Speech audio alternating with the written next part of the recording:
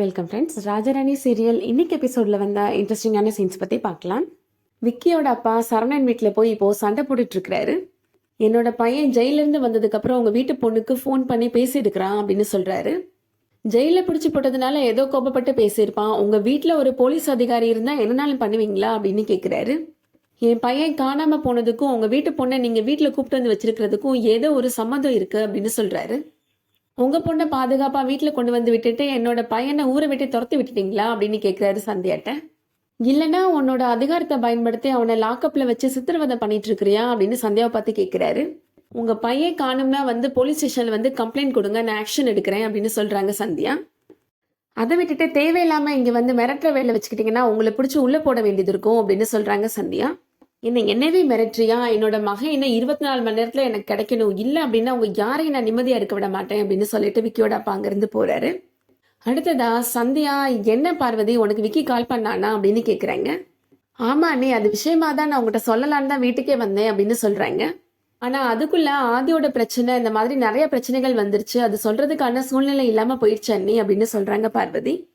செந்தில்மே சொல்றாரு, இந்த விஷயத்த பத்தி பார்வதி என்கிட்டையும் சொன்னா, அதனால்தான் நான் சரவணன்ட்ட சொல்லி உங்கள்கிட்ட சொல்ல சொன்னேன் அண்ணி அப்படின்னு சொல்றாரு. ஆனா அன்னைக்கு நைட்டு தான் நீங்க ஆதியை பிடிச்சு ஜெயில போட்டீங்க, அதுக்கப்புறமா அதுக்கான சூழ்நிலையே அமையல அண்ணி அப்படின்னு சொல்றாரு. என்ன அத்தை, எல்லாரும் என்னென்னமோ சொல்றாங்க, உங்களுக்கு எதுவும் தெரியாதா அப்படின்னு சந்தியா சிவகாமிட்ட கேக்குறாங்க. சிவகாமி என்ன சொல்றதுன்னு யோசிச்சுட்டு இருக்கிறாங்க. சரவணன் இப்போ சமாளிக்கிறாரு. அம்மாவுக்கு இந்த விஷயம் தெரிஞ்சா கவலைப்படுவாங்கன்னு நாங்க தான் மறைச்சிட்டோம் அப்படின்னு சொல்றாரு. பார்வதிட்ட சந்தியா, விக்கி உனக்கு ஏதாவது கால் பண்ணானா அப்படின்னு கேட்குறேங்க. பாஸ்கரன் சொல்றாரு, ஆமா விக்கி கால் பண்ணியிருந்தான், கால் பண்ணி என்னவே மிரட்டினா, உன் பொண்டாட்டியே வந்து தூக்கிட்டு போயிடுவேன்னு சொன்னான் அப்படின்னு சொல்றாரு. இதுக்கு மேல என்னால தாங்க முடியாதுன்னு தான் நான் விக்கியை நேர்ல பார்த்து பேசுறதுக்காக போனேன் அப்படின்னு சொல்றாரு. நீங்க எப்ப மாப்பிள்ள போனீங்க அப்படின்னு செந்தில் கேட்கிறாரு. நேத்து மாமாவை விசேஷ வீட்டுல இறக்கி விட்டுட்டு அப்படியே விக்கியை பார்த்து பேசிட்டு வரலான்னு போனேன் அப்படின்னு சொல்றாரு. எங்க 2 பேருக்கும் நடுவில் வாக்குவாதம் முத்தி போச்சு, அதுக்கப்புறமா இந்த மாதிரி பிரச்சனை பண்ணேன்னா நான் சந்தியாட்ட சொல்லி உன்னை பிடிச்சி ஜெயில போட்டுருவேன், மிரட்டிட்டு தான் வந்தேன் அப்படின்னு சொல்றாரு. சரவணனுமே ஆமா, இந்த விஷயத்த பத்தி மாப்பிள்ளை என்கிட்டையும் வந்து கடையில பார்த்து சொல்றதுக்காக வந்தாரு அப்படின்னு சொல்றாரு.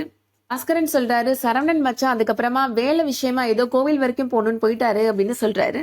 பாஸ்கரன் விக்கியை போய் பார்த்துட்டு வந்ததுக்கு அப்புறம் உனக்கு ஏதாவது கால் வந்துச்சா அப்படின்னு கேக்குறாங்க பார்வதிட்ட சந்தியா. அப்படி ஏதாவது பண்ணிருந்தான்னா என்கிட்ட உண்மையை சொல்லு அப்படின்னு சொல்றாங்க. இல்ல அண்ணி, அதுக்கப்புறம் எனக்கு கால் பண்ணவே இல்லை, வேணா நீங்க வேணா செக் பண்ணி பாத்துக்கோங்க அப்படின்னு சொல்றாங்க பார்வதி. சந்தியா பாஸ்கர்கிட்ட சொல்றாங்க, நீங்க விக்கியை எங்க போய் மீட் பண்ணிட்டு வந்தீங்களோ அந்த இடத்த என்கிட்ட காமிங்க, நான் போய் ஃப்ரெஷ் அப் ஆயிட்டு வந்துடுறேன் அப்படின்னு சொல்லிட்டு போறாங்க. அடுத்ததா சந்தியாவோட ஸ்டேஷன்ல நடக்கிறத காமிக்கிறாங்க. எஸ்பி இப்போ சந்தியாவை பார்த்து பேசுறாரு. நம்ம எக்ஸ் எம்எல்ஏ கருணாகரன் என்னை பார்த்து மீட் பண்ணி பேசினாரு அப்படின்னு சொல்றாரு. அவரோட பையனை காணும்னு என்கிட்ட கம்ப்ளைண்ட் பண்ணினாரு அப்படின்னு சொல்றாரு. அவரோட பையன் காணாம போனதுக்கும் உங்க குடும்பத்துல இருக்க ஆட்கள் தான் காரணம்னு அவர் சஸ்பெக்ட் பண்றாரு அப்படின்னு சொல்றாரு. ஆமா சார், இது விஷயமா காலையில வந்து கூட வீட்டுல வந்து சத்தம் போட்டுட்டு போனாரு அப்படின்னு சந்தியா சொல்றாங்க. இந்த விஷயத்த என்கிட்ட இருந்து தெளிவா மறைச்சிட்டாரு அவரு அப்படின்னு சொல்றாரு எஸ்பி. உங்கள்கிட்ட இந்த கேஸை ஹேண்டில் பண்ண கொடுக்கவே கூடாது அப்படின்னு சொன்னாரு அவரு அப்படின்னு சொல்றாரு. பர்சனல் வெஞ்சன்ஸ்னால நீங்க இந்த கேஸை சரியா விசாரிக்காம விட்டுருவீங்கன்னு கூட அவர் சொன்னாரு அப்படின்னு எஸ்பி சொல்றாரு. அவரோட பையன் ஜெயிலுக்கு போனதுக்கான காரணம் நீங்க தானே சொன்னாரு அப்படின்னு எஸ்பி சொல்றாரு. அந்த கருணாகரன் வேணும்னே பையனை எங்கேயாவது மறைச்சு வச்சுட்டு உங்க மேல பழி போடுவாரோன்னு எனக்கு தோணுது அப்படின்னு சொல்றாரு எஸ்பி. இந்த கேஸை நீங்க அந்த ஆங்கிளையும் ஹேண்டில் பண்ணணும் அப்படின்னு எஸ்பி சொல்றாரு. சீக்கிரமா அவனை கண்டுபிடிக்கிறதுக்கான வழியை பாருங்க அப்படின்னு சொல்றாரு. ஷியோர் சார், கண்டிப்பா பண்ணிடலாம் அப்படின்னு சந்தியா சொல்லிடுறாங்க. அடுத்ததா சரவணன் வீட்டுல நடக்கிறத காமிக்கிறாங்க. சிவகாமி சரவணன்ட்ட சொல்றாங்க, எனக்கு ரொம்ப பயமா இருக்கு, கண்டிப்பா சந்தியா எல்லா உண்மையும் கண்டுபிடிச்சிருவா, அதுக்கு நானே போய் அவட்ட எல்லா உண்மையும் சொல்லிடுறேன் அப்படின்னு சொல்றாங்க. அம்மா, நீங்க எல்லா உண்மையும் சொன்னா நாங்களும் சேர்ந்துதாமா மாட்டுவோம் அப்படின்னு சொல்றாரு சரவணன். நீங்க பண்ணினது தப்பே கிடையாதுமா, உங்களோட பொண்ணை காப்பாத்துறதுக்கு ஒரு தாய் என்ன பண்ணணுமோ அதை தான் நீங்க பண்ணிருக்கிறீங்க அப்படின்னு சொல்றாரு. நீங்க நார்மலா இருங்கம்மா, சந்தியாவை பார்த்து பயப்படாதீங்கம்மா அப்படின்னு சொல்றாரு. சிவகாமி சரவணன்ட்ட சொல்றாங்க, மாப்பிள்ள வேற அந்த விக்கியை போய் மிரட்டிட்டு வந்ததா சந்தியாட்ட ஏதோ புதுசா கதை சொல்றாரேப்பா அப்படின்னு கேக்குறாங்க. எல்லாம் நானும் மாப்பிள்ளையும் பேசி வச்சதுதான் அவர் பேசினாரு அப்படின்னு சொல்றாங்க சரவணன். சந்தியா இருந்த இடத்துக்கு பாஸ்கர் போனாரு அப்படின்னு அவரோட செல்போன் சிக்னலை வச்சு போலீஸ் கண்டுபிடிச்சிருவாங்கம்மா அப்படின்னு சொல்றாரு சரவணன். அதனாலதான் அவரே அந்த இடத்துக்கு போன மாதிரி நான் சொல்ல சொன்னேம்மா அப்படின்னு சொல்றாரு. நம்ம சொல்ற விஷயத்துல கொஞ்சம் உண்மையும் கொஞ்சம் பொய்யும் தாமா கலந்துருக்கணும், முழுசா பொய் சொல்ல முடியாதுமா அப்படின்னு சொல்றாரு. இனிமேல் நாங்க என்ன சொன்னாலும் நீங்க ஒன்னும் தெரியாத மாதிரி அமைதியாவே இருந்துருங்கம்மா அப்படின்னு சொல்றாரு. நீங்க ஃபர்ஸ்ட் அழாதீங்கம்மா, சகஜமா இருங்க, நான் பாத்துக்கிறேம்மா அப்படின்னு சரவணன் சொல்லிடுறாரு. அடுத்ததா சந்தியா இப்போ அங்க இருக்கிற போலீஸ்காரங்கிட்ட சொல்றாங்க, விக்கியோட ஃபோன் சிக்னல் கடைசியா எந்த இடத்துல கட்டாச்சுன்ற டீட்டெயில்ஸ் எனக்கு வந்தாகணும் அப்படின்னு சொல்றாங்க. அடுத்ததா அர்ச்சனாவோட அம்மாவும் அப்பாவும் இப்போ சிவகாமி வீட்டுக்கு வராங்க. அர்ச்சனாவோட குழந்தைக்கு மொட்டை போடுற விஷயமா பேசுறதுக்காக வராங்க. எல்லாரும் கூடி பேசி ஒரு நல்ல நாளா பார்த்து சொல்லுங்க, அந்த நாள்லயே வச்சுக்கலாம் அப்படின்னு சொல்றாங்க. என்ன சம்பந்தி, எப்போதுமே கலகலன்னு பேசுவீங்க, இப்ப அமைதியா இருக்கிறீங்க அப்படின்னு சிவகாமிட்ட அர்ச்சனாவோட அம்மா கேக்குறாங்க. அதான் அவர் பேசிட்டு இருக்கிறாரே, அதனாலதான் நான் அமைதியா இருந்தேன், அவருக்கு மேலே நான் பேசிட போறேன் அப்படின்னு சொல்றாங்க சிவகாமி. நாங்க கூடி பேசி நல்ல நாளா பார்த்து உங்களுக்கு சொல்றோம் அப்படின்னு சொல்லிடுறாங்க.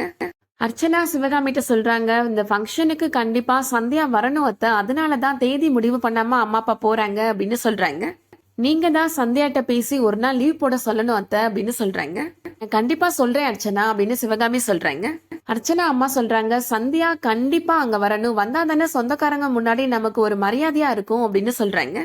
சந்தியா இப்போ அவங்க போலீஸ் டீமோட விக்கியோட செல்போன் சிக்னல் கடைசியா கட்டான இடத்துக்கு வராங்க. அவங்க டீம்கிட்ட சொல்லி விக்கியோட செல்போன் எங்கேயாவது இருக்குதான்னு சர்ச் பண்ண சொல்றாங்க. கடைசியா அங்க இருக்கிற ஒரு போலீஸ்காரர் விக்கியோட சிக்னலை கண்டுபிடிச்சு சந்தியா கையில கொடுக்குறாரு. செக் பண்ணி பாக்குறாங்க சந்தியா. கடைசியா விக்கி இப்போ பார்வதிக்கு தான் கால் பண்ணிருக்கிறான் அப்படின்றத பாத்துடுறாங்க. சந்தியா அங்க இருக்கிற போலீஸ்காரர்கிட்ட சொல்றாங்க, விக்கி கடைசியா தங்கி இருந்த ரூம்ல அவனோட ஷர்ட், அவனோட க்ளோத் எதுனாலுமே நீங்க கலெக்ட் பண்ணி வைங்க அப்படின்னு சொல்றாங்க. நான் ஸ்னைப்பர் டாகோ அனுப்பி வைக்கிறேன் அப்படின்னு சொல்றாங்க. அதோட இன்னைக்கான எபிசோட் முடியுது. இந்த வீடியோ உங்களுக்கு பிடிச்சிருந்துச்சுன்னா லைக் பண்ணிக்கோங்க. ரெகுலரா சீரியல் அப்டேட்ஸ்க்கு நம்ம சேனலை சப்ஸ்கிரைப் பண்ணிக்கோங்க. தேங்க்யூ.